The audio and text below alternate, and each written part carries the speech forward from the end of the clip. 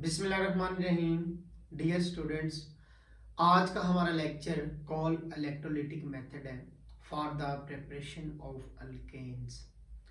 तो इस लेक्चर में हम इस मेथड से अल्केन्स को तैयार करेंगे।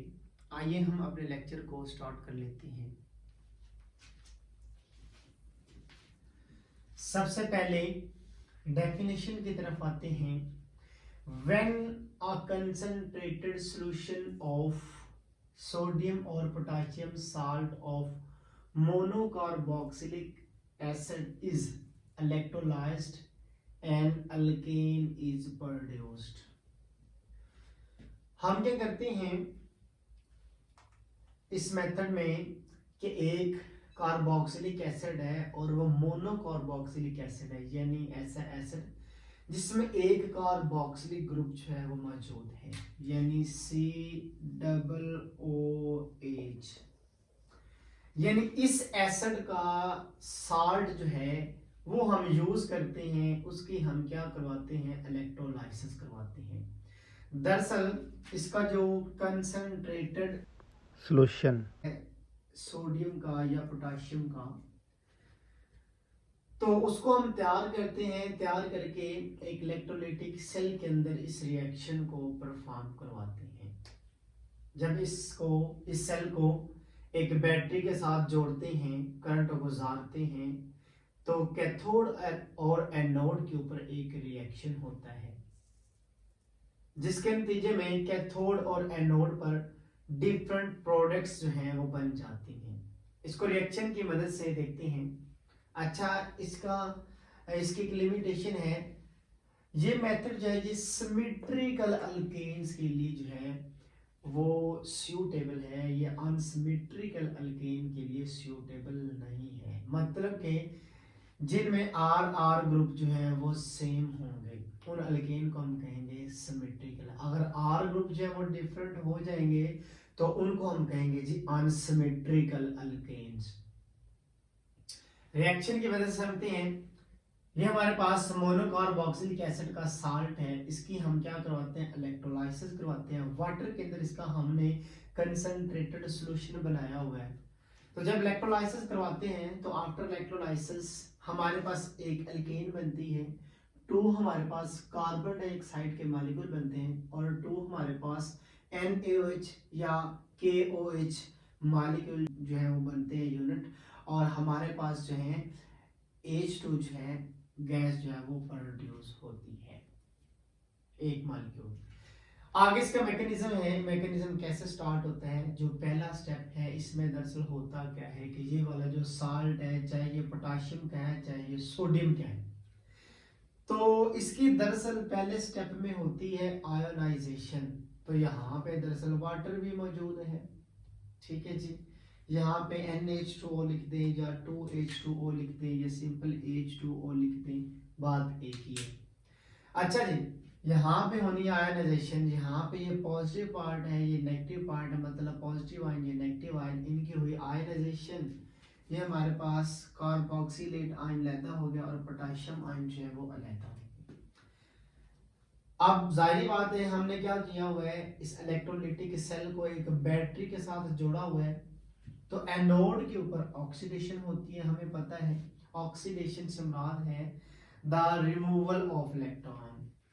तो नेक्स्ट ये जो हमारे पास एनाइन है, नेगेटिव आयन है, इसमें से ये देखिए यहाँ पे नेगेटिव चार्ज है, इससे मुराद है यहाँ पे 2 इलेक्ट्रॉन है। तो होगा क्या, ये 2 आयन है, तो 2 आयन में से 2 इलेक्ट्रॉन जो है यहाँ से निकल जाएंगे।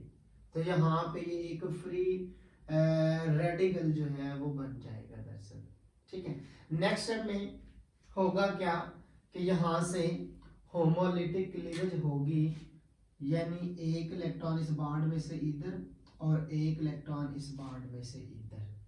तो एक इलेक्ट्रॉन जो पहले से ही है, तो दरअसल इसके पास एक इलेक्ट्रॉन, एक इसके पास इलेक्ट्रॉन है, तो ये मिल के क्या बना देगा जी, कार्बन डाइऑक्साइड। तो सिंपली क्या होगा, ये बॉन्ड यहाँ से टूट जाएगा, ठीक है जी।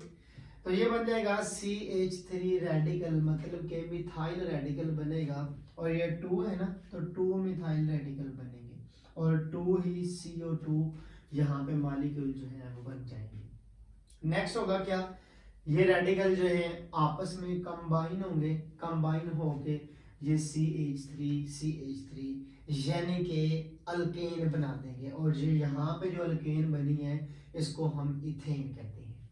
नेक्स्ट अगर हम देखना चाहें कि ये जो एनोड है इसके ऊपर कौन कौन सी प्रोडक्ट्स हमें मिली हैं, तो हमें पता है कि यहाँ पे एक अल्केन बनी और साथ में क्या बना है, कार्बन डाइऑक्साइड। तो हमने ये वाली प्रोडक्ट जो है वो लिख दी।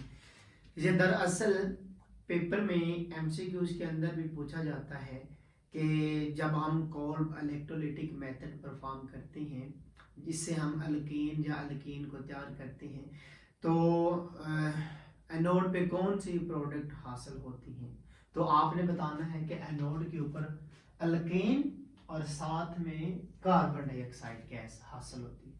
नेक्स्ट देखें कैथोड पे क्या होता है, कैथोड पे हमेशा क्या होती है जी, रिडक्शन।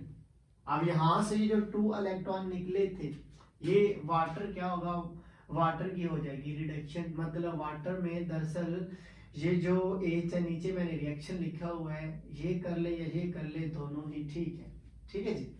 अच्छा जी, तो यहाँ पे 2 इलेक्ट्रॉन जो हैं, ये जो हाइड्रोजन है ये एब्जॉर्ब करेगा, हासिल करेगा 2 इलेक्ट्रॉन को और ये बना देगा हाइड्रोजन गैस। यहाँ पे ये 2OH जो है, यानी ये 2 है इससे बना दे, ये 2H है 2OH है, तो ये 2OH यहाँ से सेपरेट हो जाएंगे।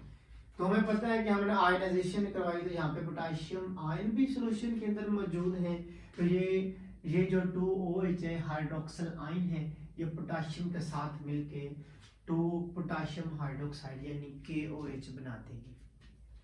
तो अब फिर एक क्वेश्चन आता है पेपर के अंदर, एमसीक्यूज के अंदर भी पूछा जाता है और कभी कभी शॉर्ट क्वेश्चन के अंदर भी पूछा जाता है कि एनोड और कैथोड की कोल्ब इलेक्ट्रोलिटिक मेथड में कौन कौन सी प्रोडक्ट्स होती है।